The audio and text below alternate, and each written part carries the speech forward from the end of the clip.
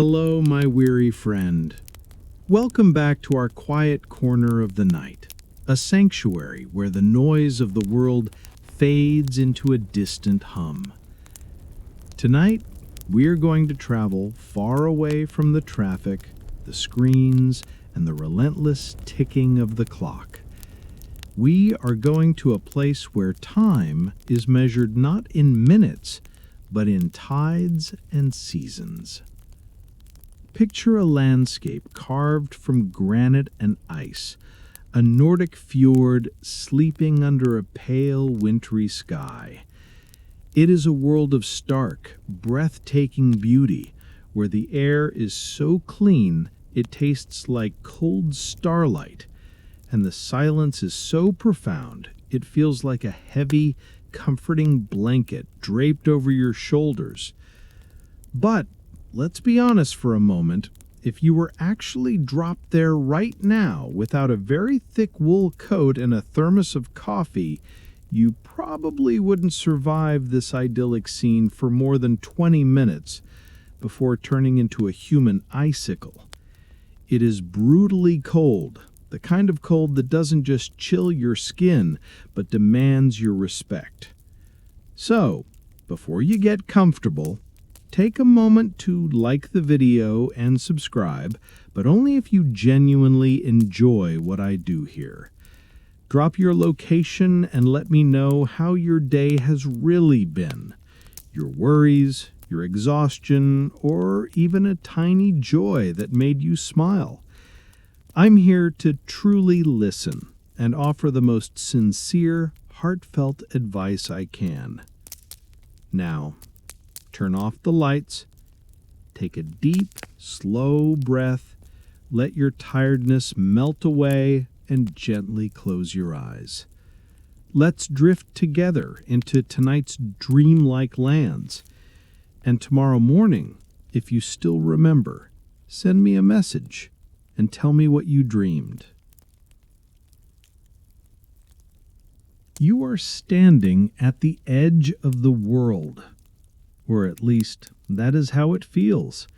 The ground beneath your boots is firm, composed of ancient, weathered stones that have been smoothed by glaciers long melted and gone.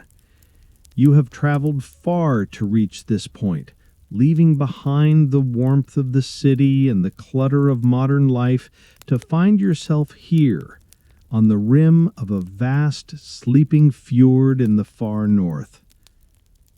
The light is strange and ethereal, that peculiar blue-gray twilight that exists in the high latitudes just before the sun manages to crest the towering mountains. It is technically morning, but the world feels like it is held in a suspended state of pre-dawn slumber. The air against your cheeks is sharp, bracing, and impossibly fresh. It smells of nothing and everything all at once, of pure ice, of salt water, and of the dark, damp earth clinging to the cliffs above. You exhale, and a thick plume of white mist escapes your lips, drifting lazily into the stillness before vanishing. You wrap your heavy coat tighter around yourself, feeling the wool scratch gently against your neck, a tactile reminder of the warmth you carry with you. Before you lies the water. The fjord is a massive liquid mirror, stretching out into the distance until it disappears into a veil of morning mist. The surface is so perfectly still that it is difficult to tell where the water ends and the reflection begins. The mountains on the far side, giants of granite dusted with snow, are duplicated perfectly in the dark depths below. Every crag, every patch of hardy green moss, every streak of white snow is mirrored with absolute clarity. It is a dizzying, beautiful illusion, as if the world has been folded in half. You take a slow step forward, the gravel crunching softly under your soles. The sound is startlingly loud in this vast quiet. There is no wind to rustle the few stunted birch trees that cling to the shoreline. There are no birds calling out yet. Even the gulls seem to be waiting for the sun. The silence here is not empty. It is heavy, a physical presence that presses against your ears, muffling the chaotic thoughts that usually race through your mind. It forces you to slow down. It forces you to simply be. Walking closer to the water's edge, you notice the shoreline is a ribbon of gray pebbles and large, dark boulders draped in slippery rockweed. The tide is high, the water lapping against the stones with a rhythm so slow it matches the beating of a resting heart. Lap, pause, lap, pause. It is a hypnotic, gentle sound, the only music in this cathedral of stone and water. You crouch down, careful of your footing on the frost-kissed rocks. Up close, the water is clear as glass, revealing the colorful stones beneath the surface, smooth ovals of slate, quartz, and basalt, magnified by the freezing liquid. You extend a gloved hand, hovering it just inches above the surface. You can feel the cold radiating up from the depths, a stored chill that has persisted for centuries. You resist the urge to touch it, knowing that the shock of the temperature would shatter the trance you have fallen into. You look out toward the center of the fjord. The water deepens into a color that has no name, a blend of ink, sapphire, and charcoal. It looks thick, almost like oil, heavy with the secrets of the deep. This is not a swimming beach. This is a wild, serious place where nature dictates the terms. It feels ancient here, indifferent to human timelines. The rocks you stand on have witnessed the passing of Vikings, the grinding of ice ages, and the endless cycle of the tides, all while remaining exactly as they are. A sense of smallness washes over you, but it is not a frightening feeling. It is a relief. Here, your problems, your deadlines, and your anxieties feel insignificant against the scale of the granite walls rising vertically on either side of the water. You are just a tiny, warm speck in a landscape of blue and gray, a witness to the morning's slow awakening. You stand up again, stretching your legs, letting your eyes trace the line where the water meets the sky at the mouth of the fjord, far in the distance. There is a sense of anticipation in the air, a feeling that something is about to begin. But for now, you're content to simply stand and watch the glassy mirror of the fjord, waiting for the first ripple to break the perfect spell of the morning. The perfect stillness of the morning is broken not by a noise, but by a ripple. It starts far to your left, a gentle disturbance in the glassy surface that radiates outward, warping the reflection of the snow-capped peaks. You turn your head slowly, the collar of your coat brushing against your chin, and watch as a shape emerges from the thin ribbon of mist clinging to the shoreline. It is a boat. A small wooden skiff, moving with a grace that seems at odds with its rugged appearance. It doesn't roar with an engine. Instead, it glides, propelled by the rhythmic, measured pull of oars. Creak, splash, drip. The sound is soothing, a mechanical heartbeat that grows louder as the vessel approaches. You stay where you are, hands deep in your pockets, watching it come to you. This is your ride, the reason you are standing on this freezing shoreline at an hour when civilized people are still buried under duvets. As the boat draws near, crunching softly against the gravel bottom just a few feet from where you stand, you get your first clear look at your guide. He is a man who looks as if he was carved from the same granite as the cliffs above. He is seated on the central thwart, his back straight, resting on the oars with an ease that speaks of a lifetime spent on the water. He wears a thick, knitted sweater, the wool dark and patterned with traditional Nordic geometries, underneath a pair of heavy rubberized overalls that have faded from bright orange to a muted, sun-bleached peach. A woolen cap is pulled low over his forehead, leaving only his face exposed to the biting air. He doesn't speak. There is no cheerful good morning, no forced pleasantries about the chill in the air. He simply looks at you with eyes the color of sea glass, pale, clear, and calm, and gives a single, slow nod.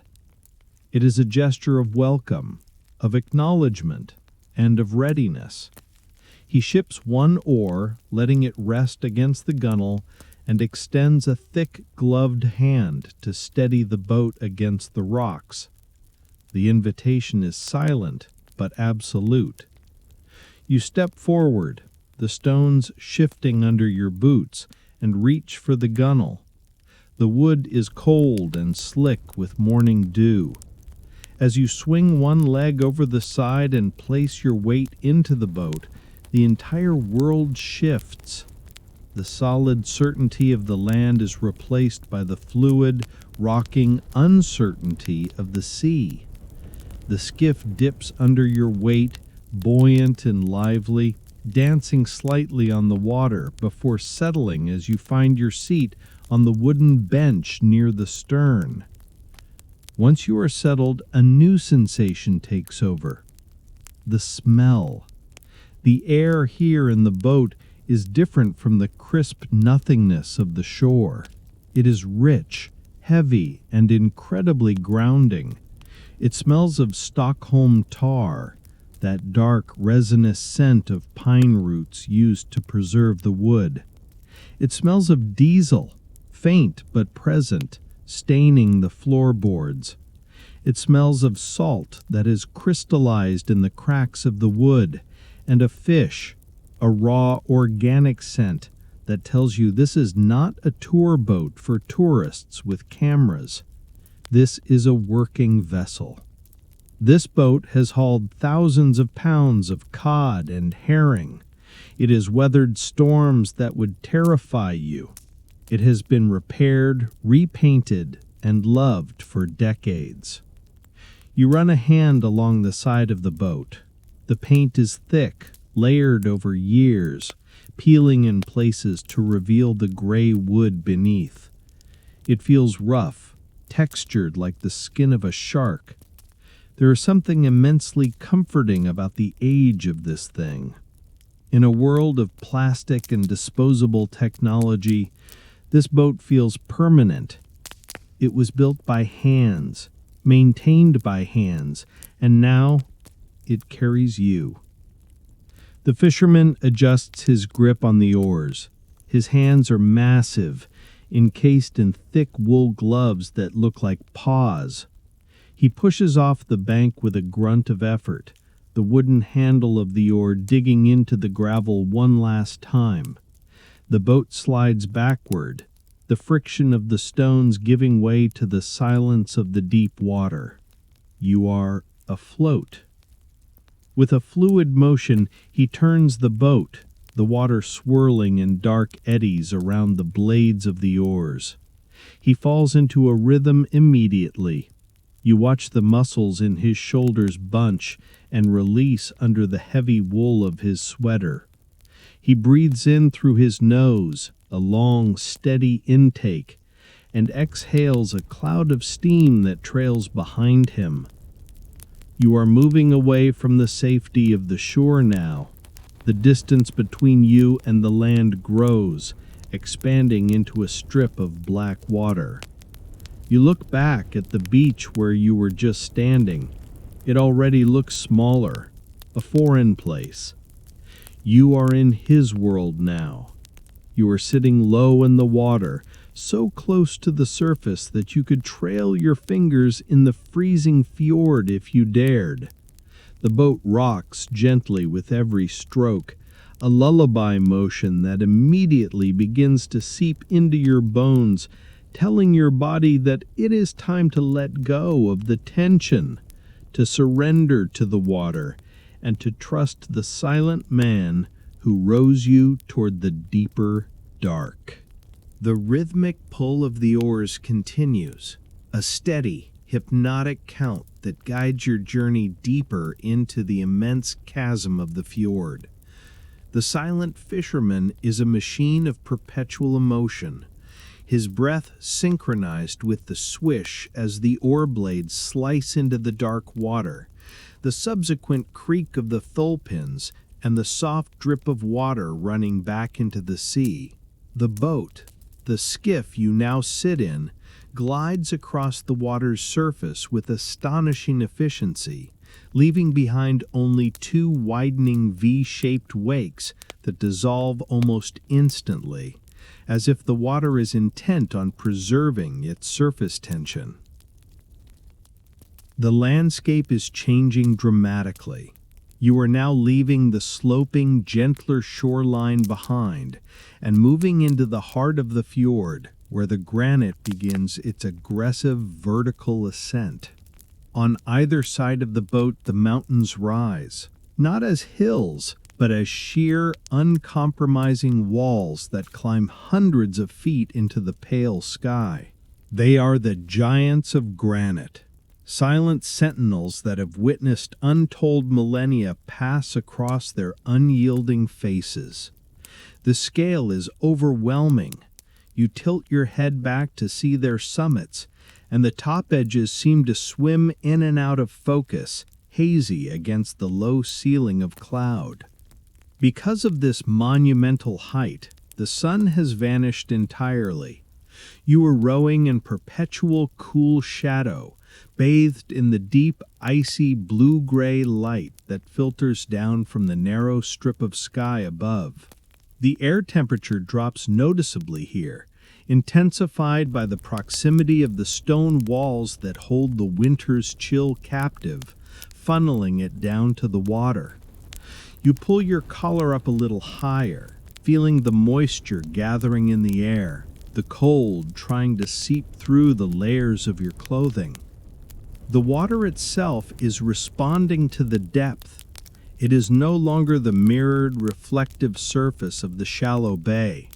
Here it is heavy and opaque, an infinitely deep indigo that absorbs all light.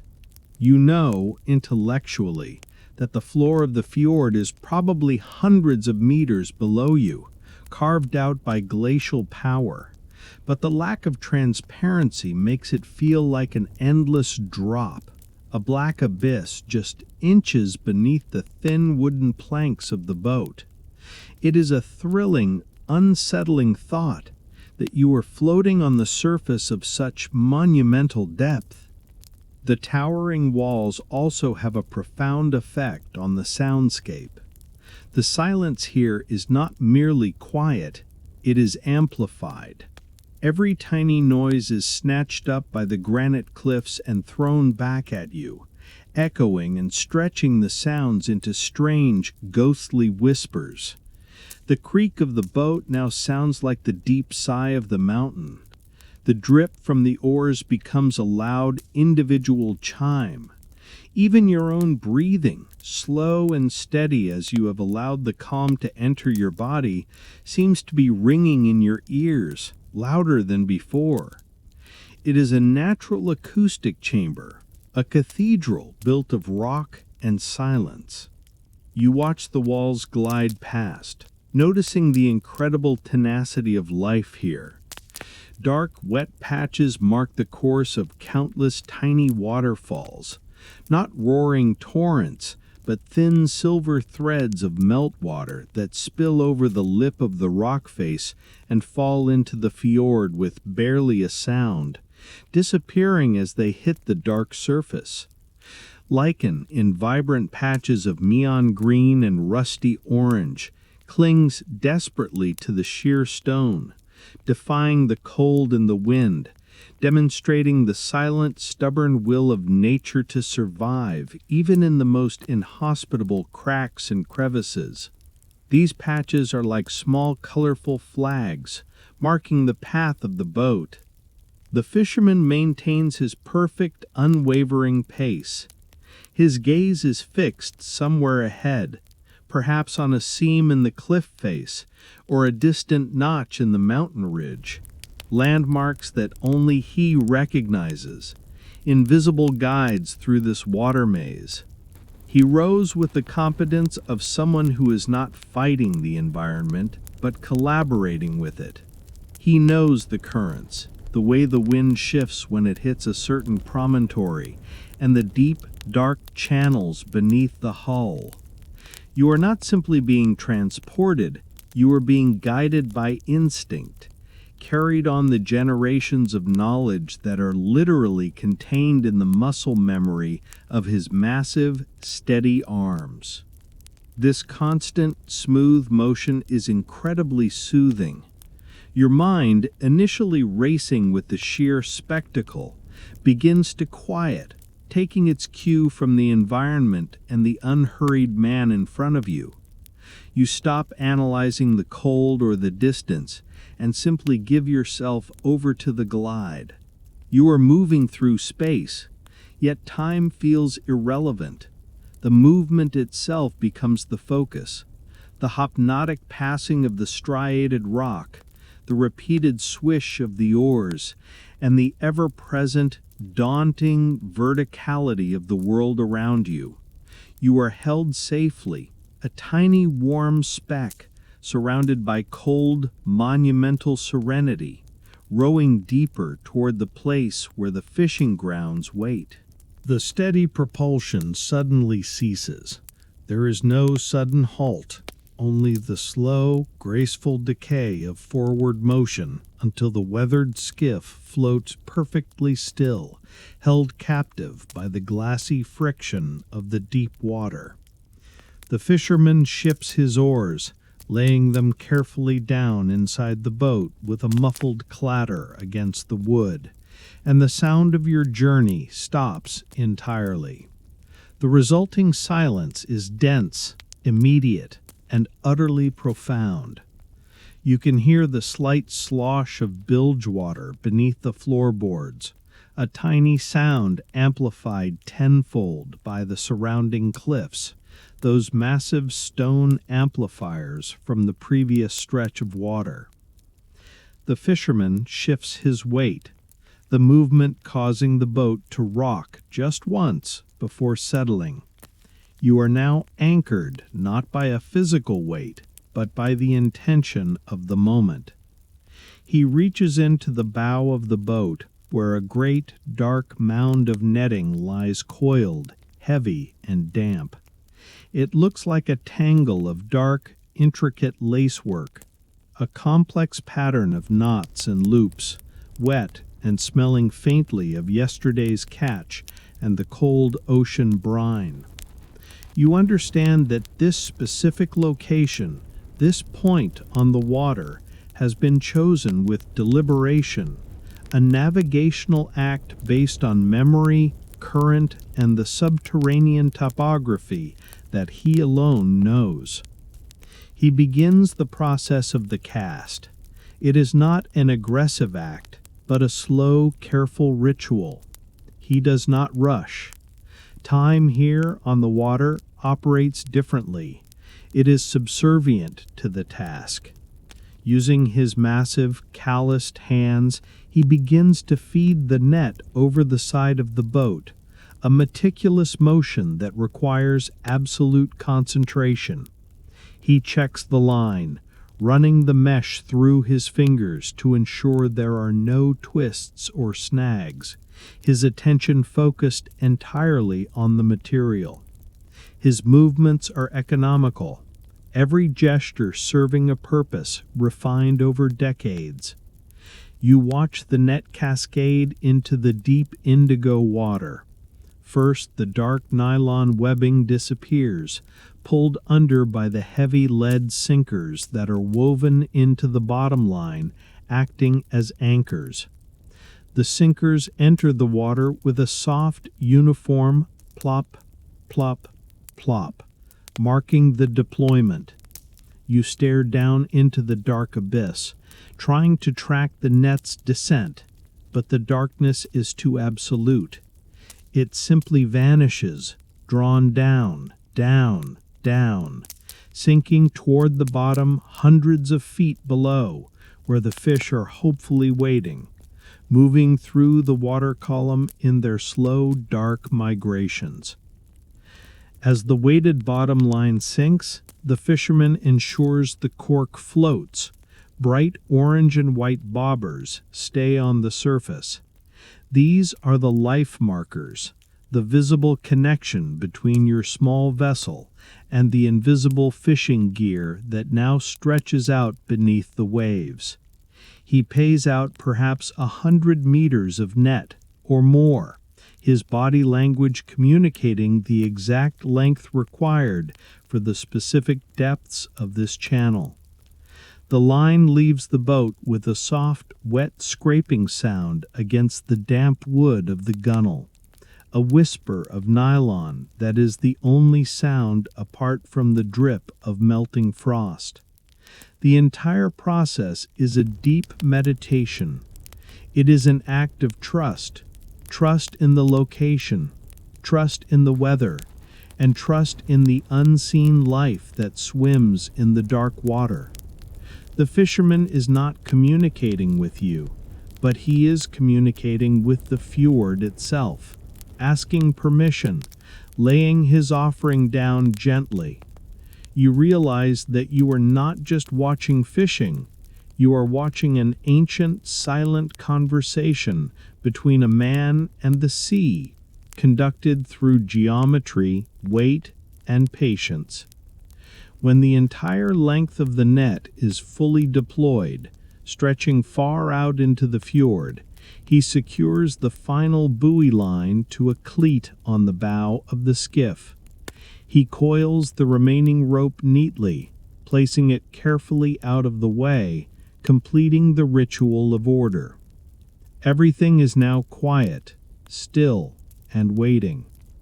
The boat is tethered, floating, suspended between the towering granite walls and the invisible dark net far below. The fisherman settles back onto the central thwart. He does not immediately reach for the oars, nor does he look at you. His eyes, pale and steady, are fixed on the floating markers, those small points of color that barely disturb the surface. They are the only indication that the work is underway, that the waiting has begun. This period of stillness is as vital as the labor itself. It is the time when the boat must drift, allowing the net to settle, to hang perfectly vertical in the water column, a transparent curtain waiting for the fish to swim blindly into its invisible weave. You take a slow, deep breath, feeling your own rhythm matching the slow drift of the boat. The patience of the deep water has become your own. The world has slowed to an almost imperceptible crawl. The skiff is engaged in the slow, silent ballet of the aimless drift, tethered loosely to the unseen nets far below. You are waiting. This waiting is not anxiety-ridden. It is meditative, a period of forced inaction that settles deep into your core. The only movement comes from the subtle, dark currents that sweep through the fjord, nudging the boat gently, causing it to yaw slightly, rotating your view of the sheer granite cliffs. You find yourself focusing on the small, freezing details of life on the water. Close to the hull, the water is utterly transparent, revealing the rough-hewn texture of the wooden planks just below the surface line. Tiny, whisper-thin ice crystals, almost too small to be seen individually, drift past, suspended like bright microscopic stars in the indigo depths. They are a reminder of the water's proximity to freezing, a crystalline shimmer that underscores the brutal, beautiful cold of this environment. You lean slightly over the gunwale, allowing your gaze to penetrate the surface. The water, so opaque further out, grants you a fleeting glimpse of its interior secrets right here. You see fragments of rockweed, small pieces of brine-laced moss, and perhaps a few pin-sized specks of plankton, all moving along in the slow, endless procession of the current. They move without agency, simply carried by the water's will, and in this moment you feel a kinship with them. You are also simply being carried, surrendering control to the environment and the patient man who guides you. The fisherman is completely still. He sits across from you, his massive frame a study in stillness, radiating a profound patience that seems almost geological in its timescale. His hands, previously occupied with the strenuous task of rowing or the delicate work of laying the net, now rest lightly on his knees. He does not check a clock, nor does he shift restlessly. He simply exists, his pale eyes fixed on the distant line of the horizon, where the first hint of high sunlight might eventually breach the peaks. After a moment, he performs a small, necessary action. He retrieves a heavy metal thermos from beneath the bench, unscrewing the lid with a soft metallic hiss of steam escaping, and pours a dark, hot liquid into the cap. He drinks it slowly, without looking at you, a silent confirmation of the ritual of waiting, the need for internal warmth against the external chill. You watch the buoyancy markers, the orange floats, bobbing gently on the surface, moving slightly, infinitesimally, indicating the subtle pull and drift of the submerged net. They are your only direct connection to the effort you have expended. As the boat slowly rotates on its axis, the perspective of the giant cliffs shifts. The massive rock faces, which seemed parallel and monolithic before, now reveal complex angles, hidden fault lines, and the deep, dark channels of ancient erosion. The sheer scale of the landscape is once again brought into focus, making the wooden skiff feel impossibly small, a tiny cradle of warmth surrounded by cold immensity. And beneath you always is the sheer, terrifying depth. You think about the immense black cavern that drops away under the hull. It is a thought that should bring anxiety, but here it brings a strange peace. This is the realm of the sea, unknowable, powerful, indifferent. The thin wooden planks of the boat are the only membrane separating your warm, breathing body from that cold, absolute darkness. Yet you are safe.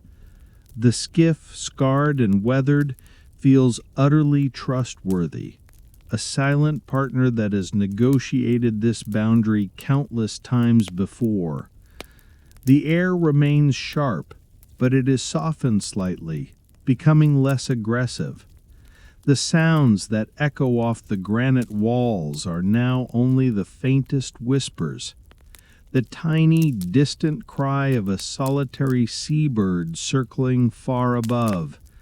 The subtle, deep gurgle as a bubble escapes from the depths and bursts silently beneath the boat. The atmosphere is that of a colossal, quiet room, and you are resting peacefully in its center. The waiting is the work, the stillness is the goal. You are letting the time pass through you, allowing the patience of the north to seep into your soul, preparing your body for the heavy labor that is soon to come. For now, you simply drift, inhaling the cold, clean air, letting the slow, hypnotic movement of the boat cradle your exhaustion. The period of deep stillness is now over. Without warning or any visible signal you can perceive, the fisherman rises. It is a slow, steady movement, rising from his sitting posture to standing with a quiet certainty that tells you the time is precisely right. He moves with an immense, coiled power, shaking off the stillness of the drift in one fluid motion. His gaze fixes on the buoy line, and he reaches for the heavy rope where it is secured to the cleat on the bow. You watch as he unties the thick knot, a simple movement perfected by years of necessity. Then he wraps the heavy line once around his large gloved hands, bracing his weight. There is a perceptible tension in the air as the rope stretches taut, pulling against the drag of the net far below and the accumulated weight of the potential catch. This is where the patient waiting translates into immediate, strenuous physical labor. Instinctively, you shift your position to better balance the boat, understanding that this process requires both stability and effort. He does not ask you to help, but he doesn't need to. You reach out, gloved hand finding a firm grip on the thick, wet line just behind his, and you fall into the rhythm of the haul. The labor is immediate and heavy. It is a hand-over-hand rhythmic pull, a slow negotiation against the sheer mass of the cold water. The rope is stiff and abrasive, its fibers icy and waterlogged, chafing your thick-wooled gloves even through the damp material. You pull, lean back, shift your grip, pull again. Your body protests the exertion after the long period of stillness, but the repetition is quickly hypnotic, becoming a new, deeper form of meditation. The sound of your combined effort is a series of quiet, strained grunts from the fisherman, the steady, rhythmic swoosh of the rope being pulled, and the wet slap as the slack is coiled neatly into the bottom of the boat, ensuring no dangerous tangle forms. You pull and pull, focusing only on the stretch and release of your muscles, the cold air rushing into your lungs, and the immediate proximity of the rope in your hand. The minutes pass, measured only by the length of the submerged net being retrieved. After what feels like a great distance has been hauled, the lead line finally breaks the surface, glistening dark and heavy, and then immediately following it, the net itself emerges, thick with the weight of the sea. And there they are, the silver prize. The mesh is suddenly alive, a shimmering curtain of dark lace weighed down not by lead, but by fish.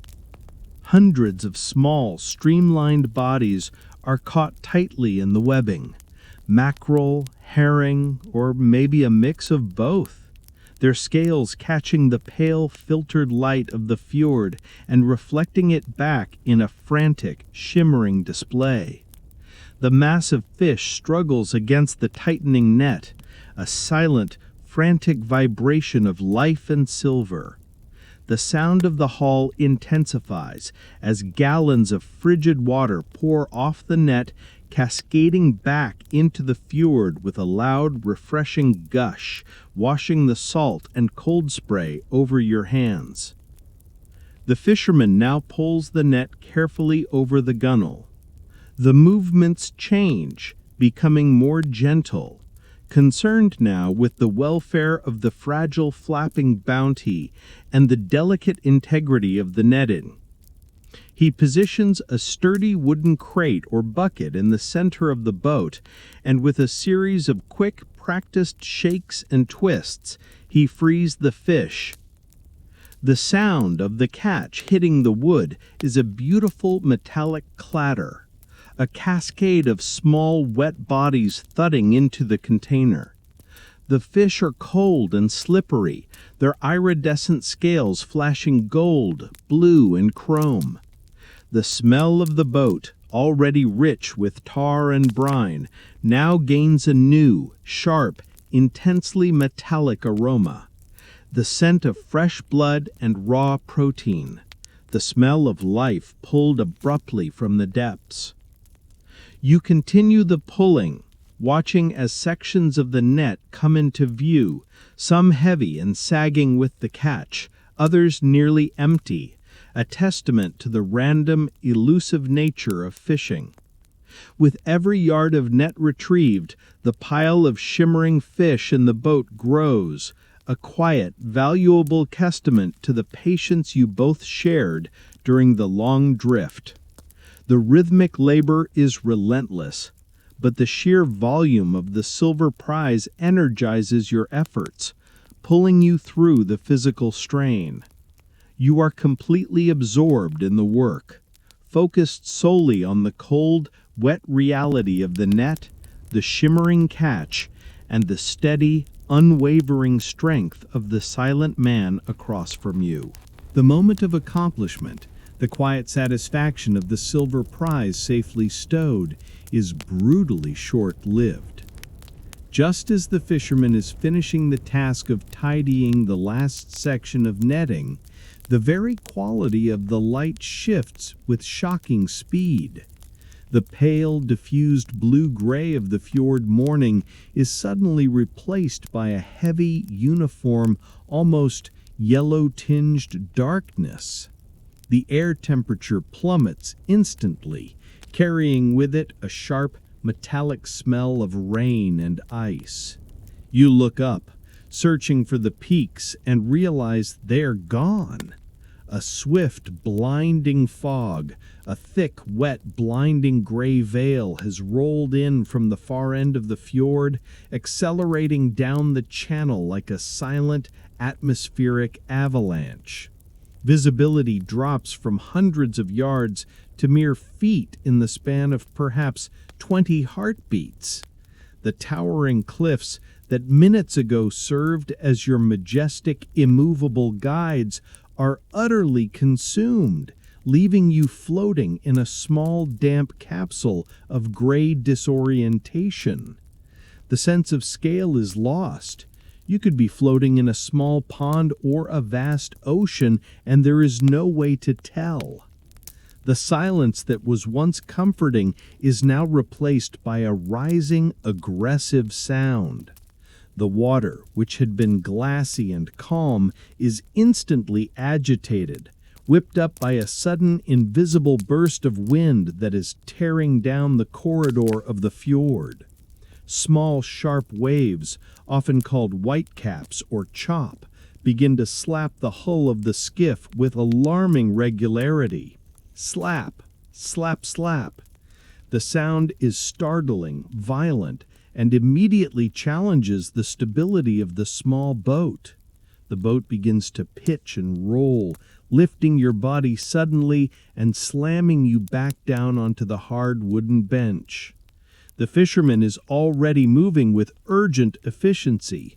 There is no trace of panic in his movements, only a sharp, heightened focus. He moves toward the catch with a speed you have not yet seen, pulling a heavy canvas tarp from beneath the stern seat. With two swift, powerful pulls, he blankets the silver prize, covering the newly caught fish to keep them secure and to prevent them from becoming dangerous, shifting weight in the unstable hull. He secures the edges with deft, practiced movements, ensuring the fish will not spill or slide against the rocking. Next, he grabs the oars, which had been stowed. He places them back into the water with a deliberate force, not to row smoothly, but to use the blades as stabilizers, pushing against the chop to keep the boat's bow pointed directly into the oncoming waves. You feel the physical fight immediately. The boat groans under the strain, the old wood protesting as it is battered by the sudden turbulence. The cold spray begins to break over the bow, hitting your face and instantly chilling your exposed skin. The water is no longer a gentle friend, it is an active, immediate threat. The fisherman's face, usually impassive, is now a mask of pure concentration. He is relying entirely on his senses, the feel of the current through the oars, the sound of the wind, the direction of the waves, to navigate through the blinding gray veil. His visible landmarks, his guiding pillars of granite, are gone. He is steering by instinct, navigating by memory, and trusting his ingrained knowledge of the fjord's hidden geography. He is searching, you realize, for a specific point, a weakness in the armor of the granite walls, a place of safety where the squall's fury can be waited out. You brace yourself, gripping the gunwale tightly, your knuckles white against the cold, damp wood. The serenity of the last few hours has vanished completely, replaced by a visceral need to maintain balance and stability. The world has tilted, and the familiar comfort of the cold has turned into a sharp, numbing fear. The sudden onset of the squall, that gray, blinding veil of wind and chop, is a harsh reminder of the supreme power of nature here in the north, and the utter fragility of a small wooden boat laden with silver against that immense, sudden power. The immediate goal shifts from harvesting fish to simple, immediate survival. The journey deeper into the fjord now feels like a desperate race against the deteriorating visibility and the rising, aggressive waves. The fight against the squall is a grueling, disorienting battle of strength against the sudden fury of the high-sided fjord. The fisherman is transformed into a man of raw, focused power, driving the oars against the rising chop. Every stroke is a declaration of intent, a fight not just to move forward, but to remain oriented in the suffocating gray veil that has consumed the world. You hold tight, your body flexing instinctively with the severe roll and pitch of the boat, feeling the icy spray coating your face and the bitter wind whistling past your ears. Visibility is zero, but the fisherman is navigating by a deeper, older sense. He is listening.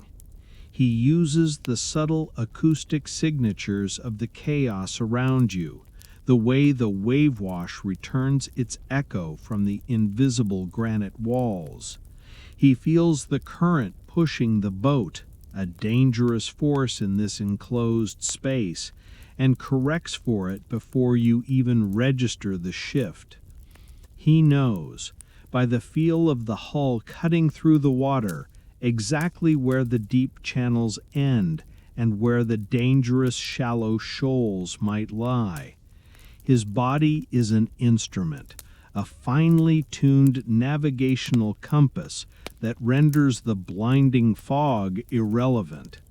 He is steering by memory, by scent, and by a lifetime spent reading the movement of the Nordic Sea. You realize you are moving agonizingly close to the unseen rock walls. The roar of the water and the wind is a constant threat, and every slight error in his steering could mean disaster. Yet his posture remains calm, his shoulders steady, his pale eyes fixed on the empty gray space ahead. He is searching for a landmark that is entirely internal, a specific notch in the fjord's edge, known only to the locals, a hidden fold in the granite that provides sanctuary from the wind's funneling aggression. Then, slowly, subtly, the sound begins to change. The wind noise, which was a constant high-pitched scream, starts to dampen, retreating slightly. The sharp slap of the chop against the bow diminishes, replaced by a deeper, slower swell that suggests the main force of the waves is now being diverted or absorbed. You feel a change in the current under the hull, a softening of the push. It is an infinitesimal sign, but it is all the direction he needs. With a powerful, decisive thrust of the oars, the fisherman executes a sharp, controlled turn. The boat pivots quickly, cutting into the wall of fog, and suddenly the world changes entirely. The turbulence drops away like a falling curtain. The sound of the wind, which was just now raging, is instantly muted, reduced to a distant whisper far above you. You are enveloped in a profound quiet, the complete antithesis of the chaos you were just fighting. You have passed into the sheltered cove. The water here is perfectly flat again, a glossy, dark surface that reflects the small patches of sky visible overhead, which are now thinning slightly. The small skiff, which moments ago was being tossed violently, settles onto the calm water with a gentle, relaxing bob, a grateful sigh of wood and canvas.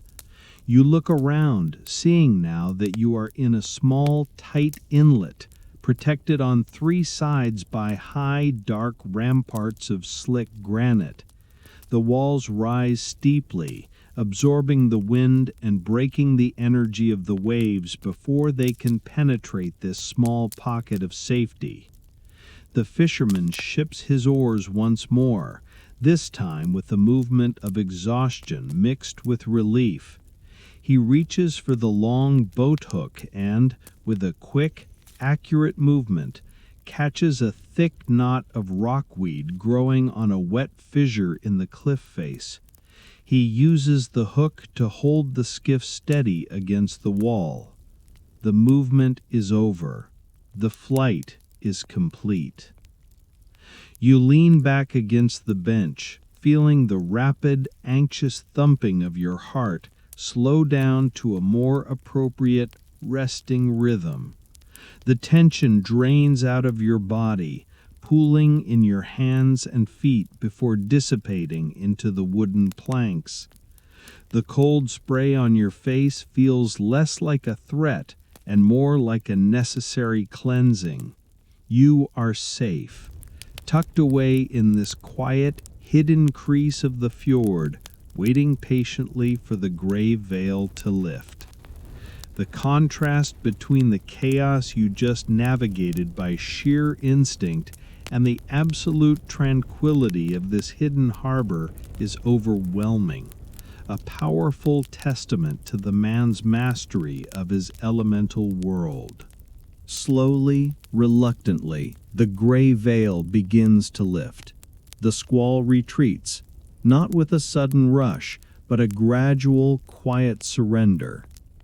The fisherman watches the changing atmosphere, his posture relaxing only when a generous patch of bright, clear sky appears directly overhead, the crisp, pale blue, a welcome contrast to the oppressive gray. The granite cliffs reappear, looking freshly washed and sharply defined in the renewed visibility, their surfaces glistening with residual moisture.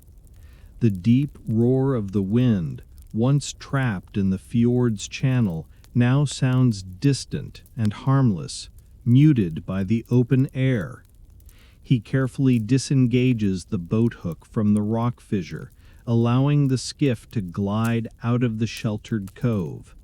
The water on the main fjord, though still moving in a gentle, rolling swell, is no longer aggressively choppy. The danger has passed. He takes up the oars again, falling back into the deep, steady rhythm of the journey, a pace that speaks of confidence and return. The rowing is less strenuous now, less a battle, and more a steady glide, the bow cutting cleanly through the surface. As you move back down the fjord, the light continues to improve, growing brighter, illuminating the silver catch stowed beneath the canvas tarp. The mountains are no longer imposing, frightening giants, but familiar, beautiful sentinels guiding you home. You feel the physical and emotional residue of the panic dissolving with every smooth stroke of the oars, replaced by a deep, tired, and satisfying ache of relief in your muscles. The boat, heavy with its silver cargo and the memory of the turbulence, settles deeper into the water, moving with a grounded, sure quality. Then you smell it. It is a smell that transcends the crisp scent of brine and ice that has dominated your senses all morning. As you round a wide, curving bend in the fjord, where the water begins to shallow and the cliffs give way to low, rolling hills dotted with hardy green moss, the air changes. A faint, earthy, and immensely warm aroma reaches you, the distinct, heavy scent of wood smoke. It is not the acrid smell of a bonfire, but the slow, resinous perfume of smoldering wood, rich and pervasive, giving it a sharp, almost spicy sweetness beneath the earthy tang. It is the smell of preparation, of food, of preservation, and of survival. As the fisherman rows on, the scent intensifies, growing stronger and heavier with every 100 meters you travel. It acts as an invisible, unwavering thread, pulling the boat back to the shore. You close your eyes for a moment, inhaling deeply, allowing the warm, smoky vapor to settle in your lungs. It is a powerful contrast to the metallic cold of the open water, a primal invitation back to the human world of fire and shelter. You finally see the village. It is a small cluster of tightly packed wooden structures nestled against the curve of the shoreline. Small, functional houses painted in the classic deep reds and ochres, built low to the ground to shrug off the powerful winter winds. And slightly set apart, closer to the water's edge, is a darker, more robust structure. Low, timber-framed, with a sturdy chimney from which the dense, fragrant column of smoke is steadily rising. This is the smokehouse, the source of the magnetic aroma that has been guiding you. The fisherman steers the boat toward a small, simple landing spot, where the stones have been smoothed and flattened by decades of similar arrivals. The rowing rhythm slows even further, becoming a gentle, final maneuver. The sound of the oars pulling through the water is replaced by the soft, grating sound of the boat's keel sliding over the fine, worn pebbles of the shoreline. The journey on the water is ending, and the next warming phase of your experience is about to begin. The scent of the wood smoke is now thick and intoxicating, wrapping around you like a warm shawl. The small boat is expertly secured at the pebbled landing, the work of retrieving the silver cargo now complete. You step onto the shore, the ground feeling solid and reliable once more, though a slight sea-induced sway lingers in your legs. The cold air, while still brisk, feels significantly milder here, buffered by the proximity of the structures and the continuous subtle radiation of human activity. The overwhelming scent of the wood smoke is now the dominant sensory input, a rich, earthy cloud that hangs low over the immediate shoreline. You follow the fisherman, who is already moving toward the dark utilitarian building standing closest to the water. The smokehouse is utterly unadorned, a low, stout structure built of heavy, rough-sawn timber. It is stained a deep, sooty black-brown from years of absorbing the aromatic effluent of the slow-burning fires within. There are few windows, perhaps just small, high vents, for the purpose is not light, but containment of heat and smoke. It looks less like a house and more like a massive wooden chest designed to hold and preserve valuable secrets. He approaches the heavy timber door. It is thick, bolted with simple iron hardware, and looks designed to keep heat in and the violent weather out. He pulls on the thick iron handle, and the door swings inward with a low, satisfying groan of old wood rubbing against wood, revealing a cavern of near-total darkness and intense dry heat. You step across the threshold, and the cold, damp environment of the fjord is instantly obliterated. The change is shocking, a sudden enveloping embrace of warmth that immediately begins to penetrate the cold layers of your heavy coat. The air inside is thick, heavy, and intensely aromatic. This is the source of the beacon, the cathedral of smoke and timber. Your eyes, accustomed to the pale blue-gray light outside, struggle to adjust to the dim interior. The air is not just warm, it is saturated with smoke, not acrid or choking, but the sweet, heavy perfume of slow, smoldering wood. Tiny motes of ash and wood particles dance and shimmer in the air, catching the few weak beams of light that manage to filter through the cracks in the ceiling and the high, small vents. You watch these minute specks of smoke drift and whirl, suspended in the stillness, turning the space into a slow-motion golden blizzard. The architecture is simple and entirely functional. The ceiling is low, designed to keep the heat close to the racks. Heavy black timber beams crisscross overhead, stained deep mahogany by decades of smoke penetration. These beams support a complex system of wooden poles and metal hooks.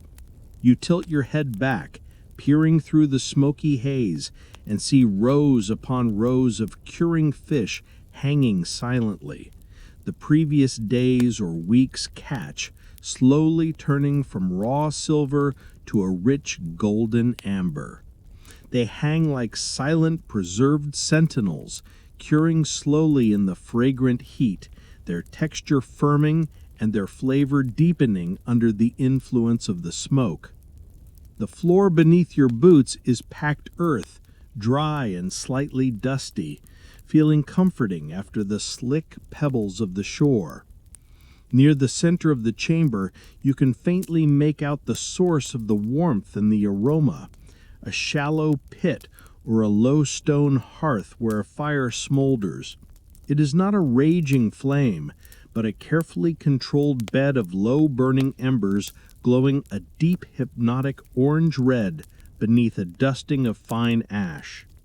The smell here is most concentrated, the sweet, resinous scent of the wood, alder or birch perhaps, mingled with the underlying pungent salt that is used in the preparation of the fish. The heat works quickly, easing the persistent ache of cold in your hands and feet. The frost and condensation on your coat, which you had forgotten was there, begins to melt and evaporate immediately in the dry warmth. You feel the deep fatigue of the early morning journey and the subsequent squall begin to recede, replaced by a profound, immediate sense of safety and well-being. This structure is more than just a place of work. It is a primal shelter, a bastion of warmth and preservation against the endless cold chaos of the sea, wrapping you in its aromatic, timbered embrace. The silence of the smokehouse is now punctuated by the low, productive sounds of preparation. The fisherman has been joined by two others, perhaps family members or close neighbors, who materialize quietly from the darker corners of the room. They gather around a large, rough-hewn work table in the center of the chamber, a space already worn smooth by countless years of similar labor. There is no conversation, only the shared understanding that the next crucial step of preservation must begin immediately. The silver prize is brought from the crates in the boat. The cold, shimmering mass of fish is dumped onto the wooden surface of the table with a soft, wet thud. The fish, still frigid from the depths of the fjord, instantly start to cool the warm air surrounding the table, introducing a localized microclimate of coldness into the fragrant heat of the smokehouse. The workers ready their tools, short, stout knives with thick wooden handles and incredibly sharp curved blades. These knives are extensions of their hands, honed to surgical precision. The work begins in unison, a synchronized, efficient choreography of skill and speed. You watch, mesmerized, as the three sets of hands move with the hypnotic rhythm of the knife and salt. The process starts with an absolute precision. A fish is picked up, its cold, slick body held firmly in one hand. The knife flashes, making a quick, clean slice behind the head, followed by a second vertical cut along the belly. There is a quick, practiced movement to remove the entrails, the waste dropped cleanly into a bucket, and then the fish is split open, butterfly style, leaving the fillets attached but laying flat and ready. The entire sequence takes mere seconds, performed with such practiced dexterity that it looks less like effort and more like a fluid, continuous motion. The metallic scent of fresh blood and exposed flesh immediately mixes with the deep aroma of the smokehouse. The sound of the process is soothing in its rhythm. The quiet, soft schlick of the sharp blade through the flesh, the gentle slap as the cleaned fish is laid onto the table, and the quick, syncopated tap, tap, as the knife is momentarily used to scrape away any remaining membrane. The steady tempo is the drumbeat of the smokehouse, a ritualized sound of traditional craft. Once cleaned, the fish is immediately passed to the next stage, the application of salt. The salt, coarse and mineral-rich, not the fine white powder of the modern kitchen, but heavy gray, sea-hardened crystals, is scooped from a large wooden bowl. With gentle but firm movements, the salt is rubbed deep into the exposed flesh. This salting is critical. It is the first line of defense against spoilage, drawing out moisture and preparing the tissues to accept the smoke. You can see the crystals sparkle under the dim light, disappearing instantly as they dissolve into the wet flesh, transforming the raw pink meat into a duller, firmer texture. The workers move in silence, communicating entirely through glance and gesture, an unspoken language of the craft. They do not need to check each other's work. The efficiency is innate, passed down through generations. There is no haste, yet no pause. The repetitive motion, pick, cut, clean, salt, stack, is a perfect human clockwork, a physical meditation that allows their minds to remain quiet while their bodies execute the complex steps flawlessly. You watch the pile of raw silver catch diminish rapidly, replaced by neat, orderly stacks of salted fillets, their surfaces glistening slightly, ready for their appointment with the heat. The dexterity of their hands, strong and weather-beaten, yet capable of such delicate, rapid work, is astonishing. This is not just a chore, it is an art form, a crucial stage in the transformation of a volatile natural resource into a stable, preserved food source that will sustain the community through the deep, sunless winter ahead. You feel the deep sense of satisfaction that comes from observing true, quiet mastery of a necessary skill, realizing that every fish processed here carries the weight of history and the promise of tomorrow. With the fresh catch uniformly salted and stacked, the attention of the workers shifts from the cool rigor of the preparation table to the source of the warmth and the aroma, the central hearth. The silent fisherman, who directed the earlier boat journey, now assumes the role of the fire master. This is the stage of the process that requires patience, intuition, and an absolute mastery over one of the most volatile elements, fire. He moves toward the low stone pit, where the embers have been glowing steadily, a deep orange heart beating softly in the smoky darkness. He carries a small bundle of prepared fuel, chunks of specific wood, perhaps alder and juniper, carefully split and dried for maximum smoking potential. The choice of wood is critical. It is the final flavor profile, the signature of the preserved fish, and he handles it with the reverence of a sommelier handling a precious bottle. The alder provides the rich, deep color, while the juniper adds a sharp, spicy, almost medicinal scent that is deeply traditional to the north. The art here is maintaining the low burn. The goal is smoke, not flame, smoldering, not combustion. The firemaster uses a long, dark metal poker to gently shift the existing embers. It is a slow, methodical movement designed to aerate the fire just enough to keep it alive without encouraging it to flare up.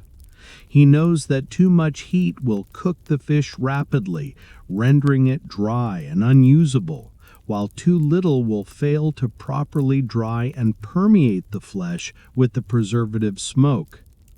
He places the fresh pieces of wood onto the embers with painstaking care. He does not dump them. He sets them down gently, covering the hottest parts, effectively starving the wood of oxygen just enough so that it begins to smolder rather than catch fire. There is a soft, immediate hiss as the wood releases its remaining sap and moisture, followed by a sudden, intense burst of the sweet, new juniper aroma. This rich, heavy scent instantly saturates the air, mingling with the older, established aroma of the smokehouse. You watch the smoke change color. It becomes thicker, turning a soft, pale blue-gray, which is the perfect signal that the temperature is right and the process is working. As the smoke settles into its steady, rhythmic curl, the other workers move to the prepared salted fish. They use thick twine or wire to thread the fish, preparing them to hang.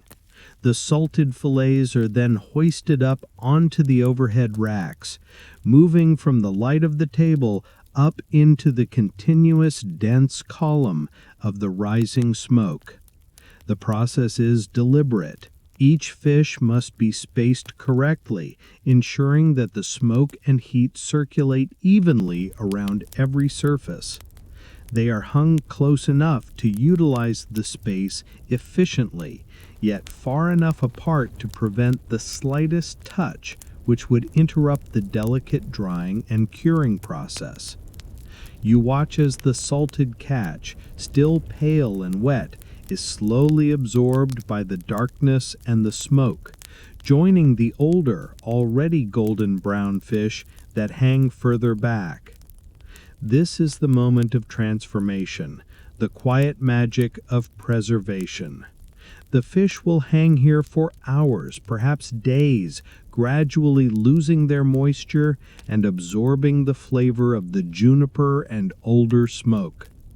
The heat, which feels warm and comforting to your body, is actually low enough to be doing its work without violence, drying the flesh slowly and driving off the water that encourages decay. The firemaster remains crouched by the pit, his eyes constantly monitoring the embers, reading the smoke and feeling the heat radiating up from the pit onto his weathered face. He is the guardian of the preservation, the silent, essential component in the chain of survival.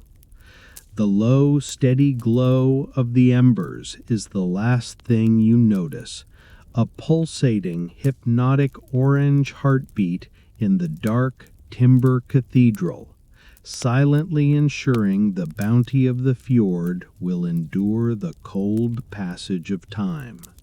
A subtle signal, perhaps a gesture from the firemaster, as he gently smothers the newest wood with ash to settle the smoldering, marks the end of the productive labor.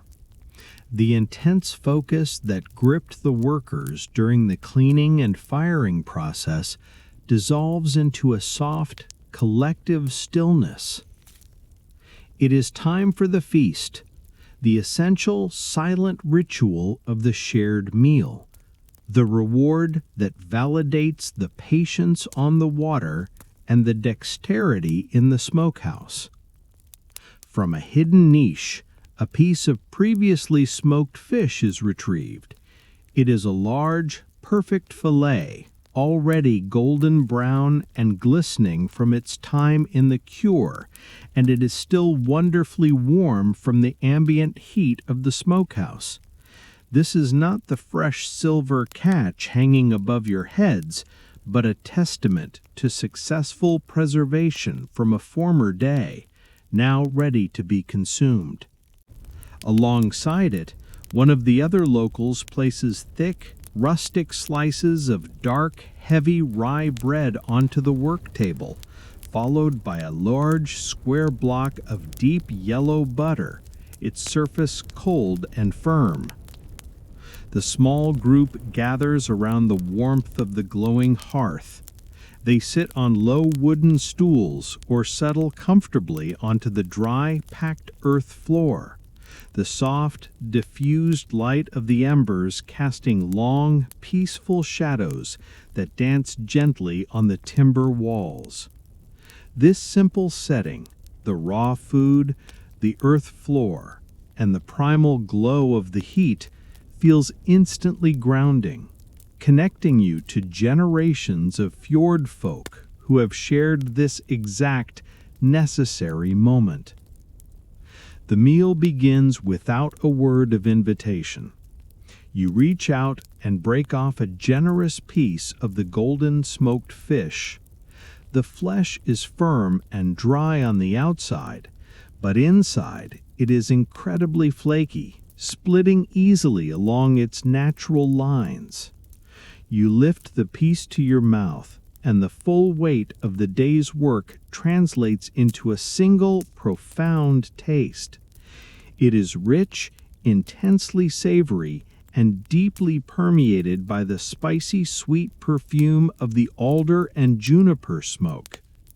The salt, rubbed into the flesh hours or days ago, enhances the flavor without dominating it, creating a complex, mineral-rich taste that is utterly satisfying. You chase the fish with the hearty bite of the dark bread.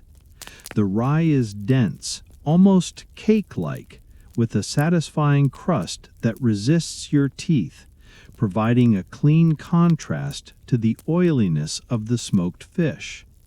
You smear a small amount of the cold yellow butter onto the bread, and as you bring it to your mouth, the heat from the fish-warmed air instantly begins to soften the dairy, making it creamy and fragrant. The combined flavor, the smoky fish, the salty butter, the earthy rye, is the perfect encapsulation of the North, a fusion of sea, forest, and human effort. The entire meal is consumed in profound silence.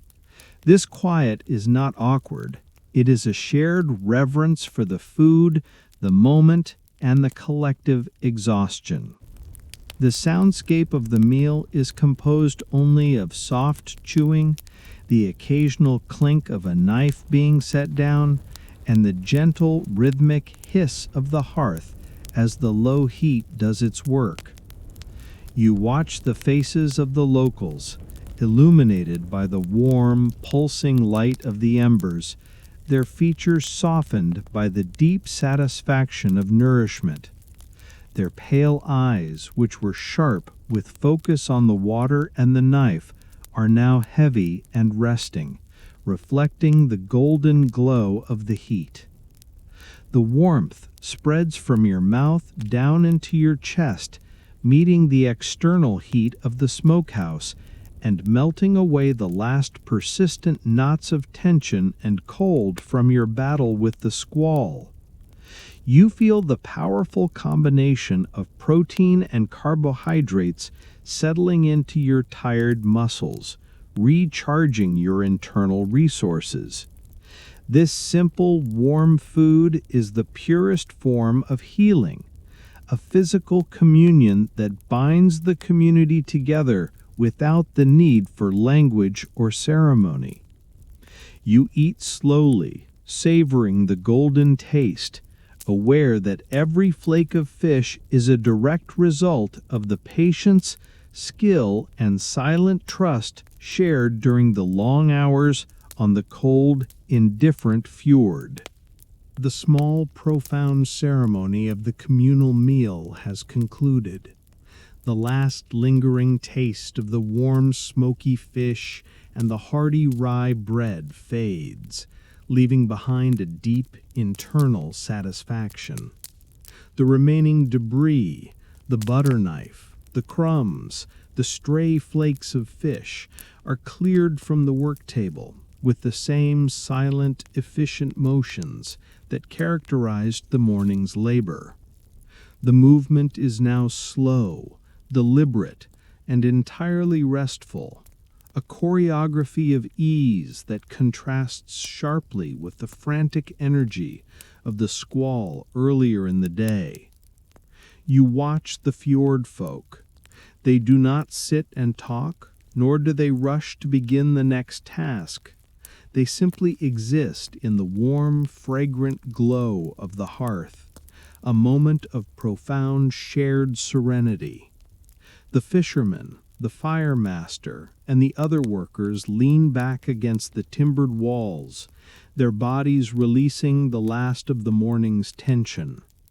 Their eyes, resting and heavy, seem to look inward, or perhaps through the thick air to the golden bounty suspended overhead.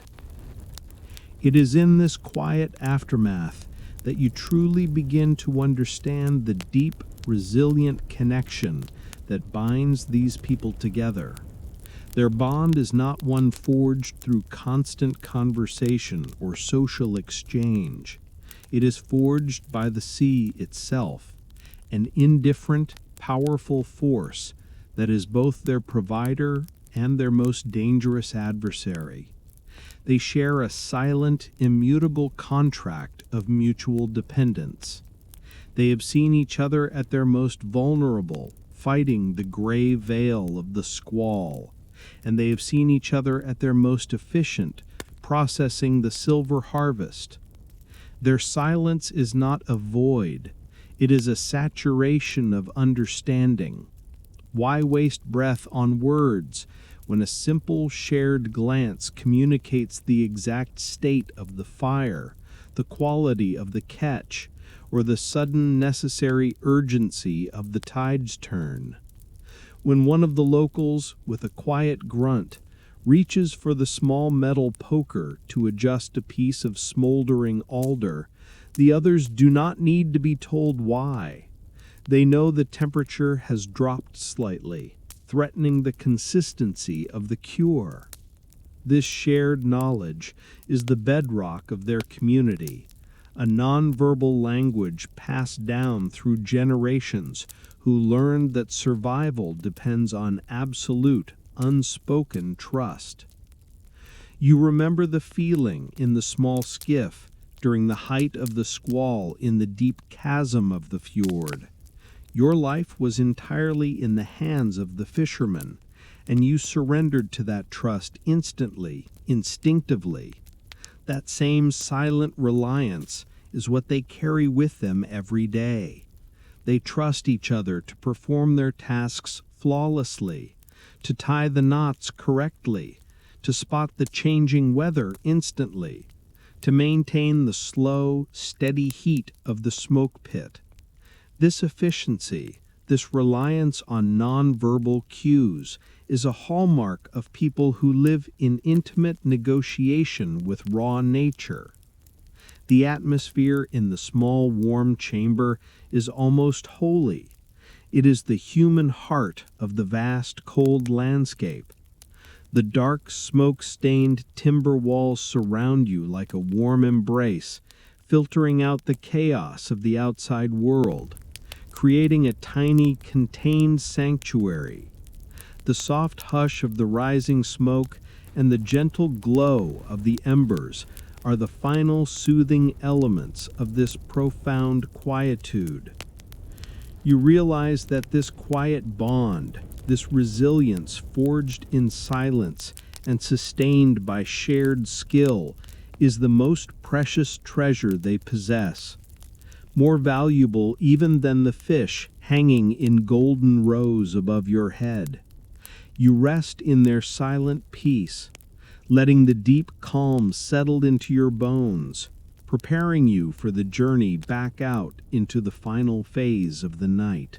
The deep, satisfying silence of the post-meal rest in the smokehouse finally reaches its natural conclusion.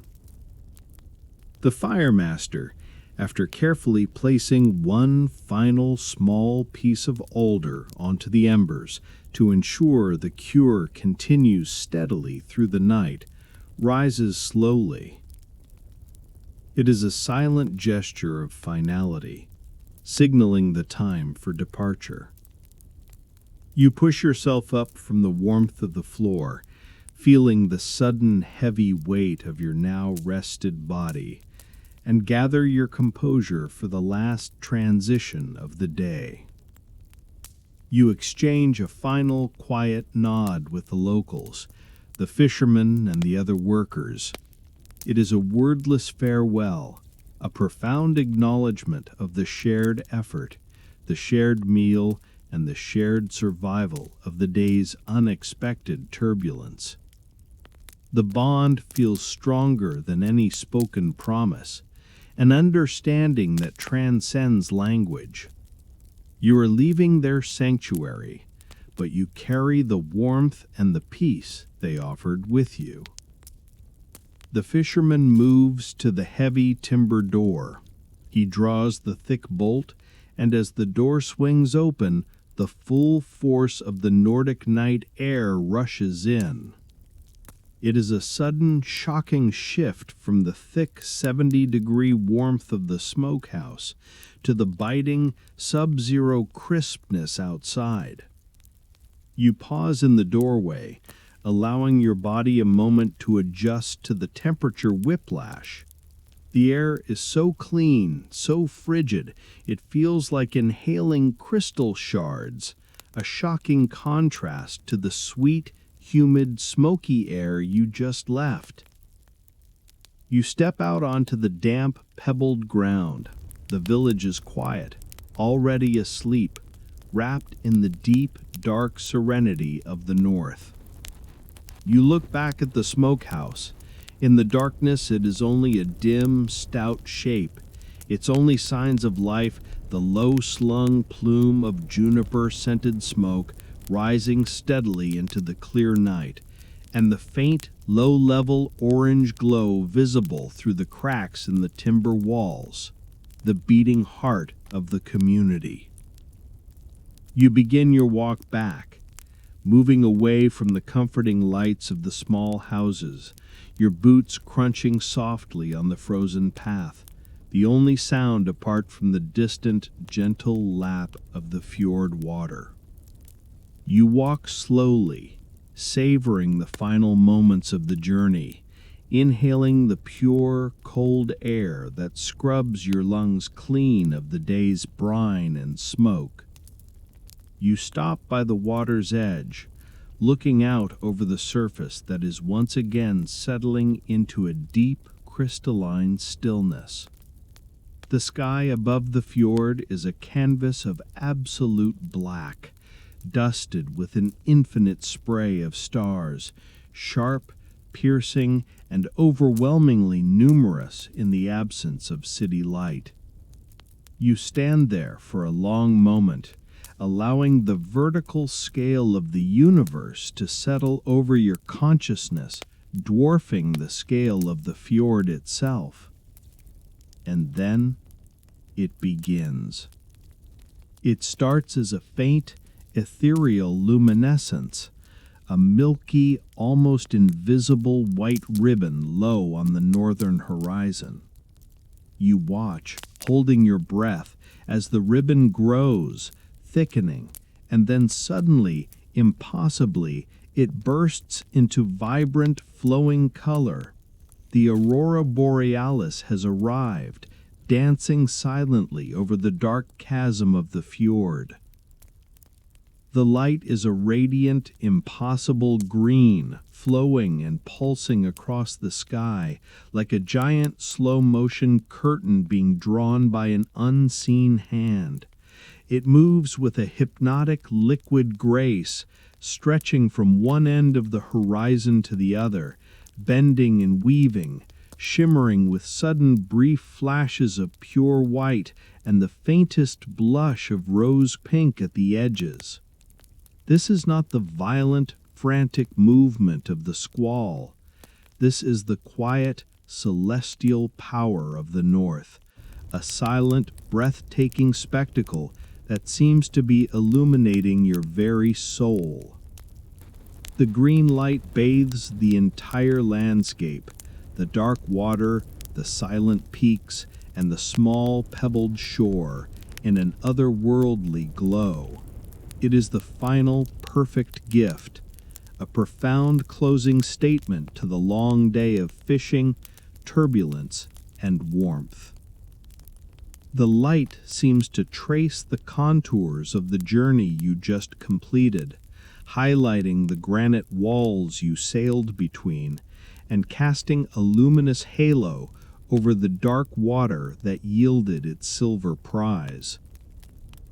You watch the colors shift and flow, realizing that this beautiful electric dance is the perfect symbol of the North, fiercely cold, deeply silent, and spectacularly alive. You take a final, deep, cold breath, allowing the serenity of the lights and the exhaustion of the day to finally settle over you like a heavy, comforting blanket, guiding your spirit back toward the deepest rest. The colors are beginning to soften now, the vibrant green pulling back into a paler, milky white, starting its slow retreat back toward the far horizon. You stand for a last moment, looking up at the magnificent, silent, shimmering curtain that draped the entire fjord in its ethereal light. The air is still and cold, and the only sound is the deep, steady inhale and exhale of your own resting body. The journey is complete. The fish are safe, the fire is tended, and the silent trust of the fjord folk remains a warm, comforting presence in your memory. You close your eyes, holding the final image of that vast green sky against the deep black of the silent water. Your body, deeply tired and fully nourished, knows that the time for surrender has arrived. You are ready to let go. The light of the aurora, that magnificent green whisper, now fades entirely, dissolving back into the black velvet of the Arctic night. The stars above you, which felt so sharp and cold, begin to gently blur, their individual points merging into a soft, hazy diamond dust. Feel the gentle pull of your surroundings, the comforting weight of the blankets settling back around your tired limbs, drawing you away from the cold granite cliffs and back into the safety of your own space. The cold on your cheeks from the fjord air is only a memory now, replaced by the warmth of your pillow. Let the scent of juniper smoke and salty brine simply drift away on your next deep exhale. You have faced the cold, you have outsmarted the squall, and you have shared the quiet, hard-earned bounty of the sea. The feeling of the rocking boat, the heavy pull of the net, the warmth of the fire, all of it is dissolving into the softest edges of your consciousness. There is no more pulling, no more waiting, and no more need for vigilance. Focus only on the sound of your own breath, slow and steady, easing your body deeper and deeper into the mattress. You are safe, you are warm, and you are utterly at peace. The long journey is over. Let the final images, the golden fish, the silent faces, and the dancing green light become the gentle, quiet thoughts that lead you into a deep and restorative slumber. You have earned this rest. Just let go, my friend. Let the current of the night carry you effortlessly now. End of story. Sweet dreams.